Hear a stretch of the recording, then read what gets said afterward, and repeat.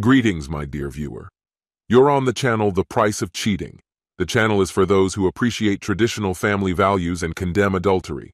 So be sure to subscribe to the channel. Let's get started. It was already about 5 in the evening, and I'll tell you, it was one of those days. The work was fine, but the chaos of life outside the office made me tormented by a lot of questions. When I opened the door of the bar, I was enveloped in a familiar haze of smoke and laughter. And there he was, sitting complacently on a stool, as if he owned the place. Kevin Carter, the bastard. I sat down on the seat next to him and held out my hand with a forced smile. Kevin Carter, it's been a long time. He acted like I was a ghost that had just been stalking him, transparent as a window, this guy. Charlie Collins, I added, trying to stay calm. Does my wife work with you? I think we met at a Christmas party last year. Recognition flashed in his eyes, but he portrayed it as a professional. Oh, of course, Charlie. It's nice to see you again, he replied, shaking my hand, which was strangely sticky. How are you, Charlie? He asked, his tone betraying an assumed concern, as if he didn't already know the answer. I ordered a beer, hoping it would wash away the day's disappointment. Well, you know, it's the same as before, I replied, trying to keep my voice even. The bartender put the cold bottle on the counter, and I took a deep, satisfied sip. Just what I needed after the whirlwind of the day. Kevin leaned towards me, his curiosity piqued. I heard that you are a very well-read person. Your wife never ceases to admire your latest story. The way he said it made us talk about reading as some kind of great achievement, a trophy for the elite. I almost laughed. That's what they teach in elementary school, buddy. But instead I replied, yes, I do read a lot, but she probably meant the stories I write. I took another sip of the amber liquid, enjoying the warmth spreading through my body. Really? Have you written anything that I could read? He asked, genuinely intrigued. Or so he pretended. A stream of sarcastic responses raced through my head, each one sharper than the last. But instead of letting them out, I just shrugged my shoulders. Probably not, I replied dispassionately. I mostly write short stories and post them online. The feedback can be very instructive. It's a wild ride, really. Sometimes it's like a writing workshop where ideas bloom, and sometimes it's like fighting a pack of rabid dogs. He chuckled, though I couldn't figure out why. Maybe it was his hidden sense of superiority that burst to the surface. So, what are you writing about? He asked, raising an eyebrow. About all sorts of things, I replied casually. I carefully observe the world around me. I listen to the conversations that swirl around me like the wind. Just by listening to them, one can gain treasures of knowledge. And then you report your findings? He asked, still grinning to himself.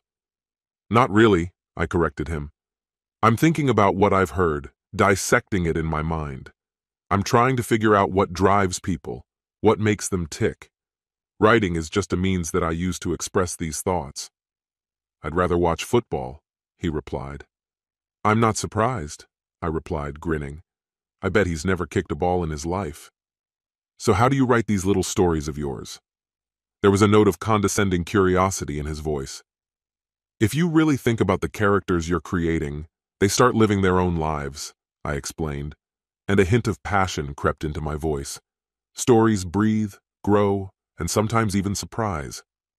You set the stage, and the characters take the reins of power into their own hands, directing the narrative wherever they please. In my case, it's a form of meditation, a way to unravel the complexities of those who often escape my attention. Maybe you need to go outside more often? The world around us is a treasure trove of stories that are just waiting to be discovered, and that's the essence of it all. When you write, you can immerse yourself in a tapestry of words, exploring areas of opportunity that are simply not available in reality. For example, he asked, his curiosity piqued. I took another sip of beer and caught my reflection in the bar mirror, deciding to hold my gaze until I felt ready. Imagine, you caught your wife with some pathetic coward. You fly into a rage and deliver a blow that breaks his nose with a bang, blood splashes, and he falls to the floor. In a rage, you throw away the betrayal and kick her out, leaving only the clothes on her back. On the pages of fiction, you can enjoy it. But in the real world, you will most likely end up in handcuffs, no matter how justified you think you are, at least in most places. Here in our state, you can be praised for your restraint, but your wife will still leave with half. The arrogant jerk laughed, clearly mistaking my thoughts for some kind of joke addressed to me. That was my signal to finish the story. Yes, indeed. Writing is a great escape from the monotony of life. You can create scenarios in which everything is possible, and each story can end on a high note. That was his last barb. I drained the beer and threw the money on the counter, and then slammed my palms on the bar, telling no one in particular. It was amazing. I stood for a moment at the door, partially turning my back, and immediately felt a surge of defiance. "Oh, one more thing," I said, my voice low and even. With these words, I poured out all the pent-up rage and resentment that I carried inside me and directed it into one crushing blow. Time seemed to slow down. I felt every muscle in my body tense, every ounce of strength rushing from my toes to my shoulders. Then, with a quick movement, I delivered a circular blow directly to his nose. There was a pleasant crack in the dimly lit bar as his nose shattered, and I watched with a grim sense of satisfaction as blood gushed from his face and he collapsed from his stool. I loomed over him, my presence casting a long shadow as he tried to protect himself from the reckoning he had been avoiding for a long time. Taking out my message, I turned and left the bar, leaving the coward to wallow in his own cowardice. I will not allow myself to be shackled by the law for the sake of a man who preys on married women. When I finally got home, the clock had already struck dinner time, and my wife was waiting for me. There was irritation in her voice. "You're late again. The food is cold. Where have you disappeared to? And why didn't you call?" Her words swept over me like a distant storm, but I ignored them as I climbed the stairs to change my clothes. My arm ached and needed ice, and a cold cloth would have calmed my face, but I felt a strange excitement creeping into me. Just as I was about to relax, I heard a muffled phone conversation coming from downstairs. The tone was unfamiliar and tense. Feeling refreshed, I returned downstairs and saw that my wife was visibly shaken. Her behavior had changed. The horror written on her face sent a chill down my spine. It was as if the specter of divorce hung over us. There were tears in her eyes as she stuttered, "I'm sorry, it's not what you think. He and I have never made love. We just danced and flirted a little." Her words hung in the air, heavy and insoluble, as I tried to reconcile the chaos of the evening with the mess unfolding in front of me. How would you feel about me accidentally flirting with Amelia Butler? She had a gorgeous appearance that could make grown men cry, and it was quite obvious that my wife was seething with jealousy because Amelia was attracting attention to herself wherever she went. All I could do was watch as my wife hung her head and tears started to come to her eyes. Would you like to clarify what flirted really means? Confession is good for the soul, and today I was determined not to let it escape my scrutiny. She was getting hot in front of my eyes. Her suffering was palpable. We shared a kiss, a fleeting moment that ignited something, but it barely touched the surface, only grazing my blouse. He never crossed the line, at least not completely. Her confession echoed the whispers I'd heard, and I believed her, even though guilt gnawed at me. What was the result of all this relationship? We just had a whirlwind of emotions. I swear there was nothing else. But it didn't go any further than that. I swear it. She was gasping for breath, struggling to find the words. "You know I'm unhappy, right?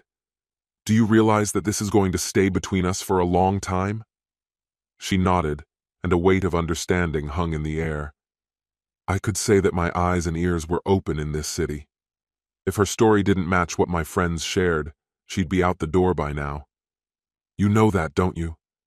"I'm so sorry," she stammered, her panic obvious. "I let him in, but it didn't go any further, I swear it." But the thought was running through my head that you let him go further than he should have. I would leave these thoughts for another day. People are complicated, and that's what makes stories so rich and exciting. In the tapestry of history, the characters may seem simple, but the reality of human nature is a complex maze.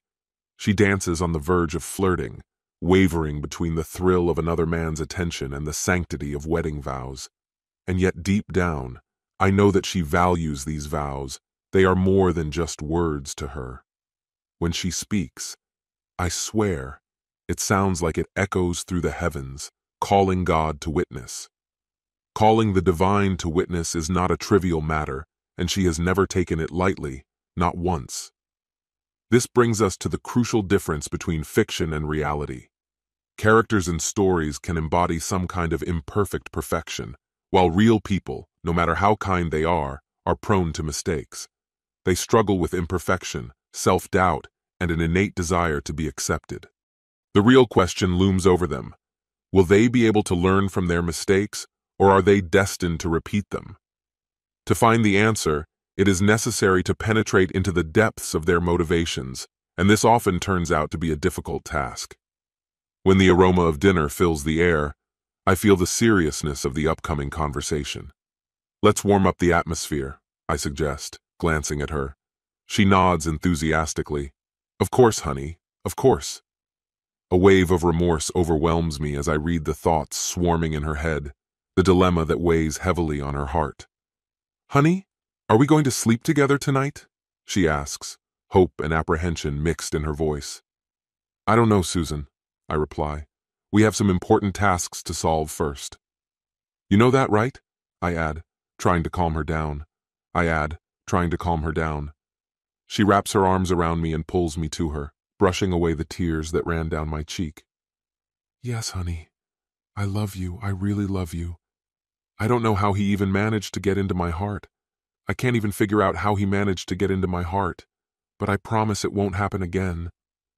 I loved you too, but I need you to understand that my trust in you has been shaken. I hope you understand that. She nodded silently, unshed tears glistening in her eyes. The sight of her vulnerability touched my heart. I took a deep breath, holding back the words that threatened to burst out. Instead, I suggested, let's warm up the leftovers, and then you pack up and leave my life forever. Oh no, Charlie, don't do this, please. Susan, I know everything. You ruined our 30-year marriage. Our children already know everything. I was hoping for the truth, but you're always lying. You slept not only with your boss, but also with a young colleague. You have a little time to pack up and leave. Goodbye, cheater. You won't get anything, no love, no respect. Our children hate you. This concludes the story. If you like it, then put your powerful like and subscribe to the channel.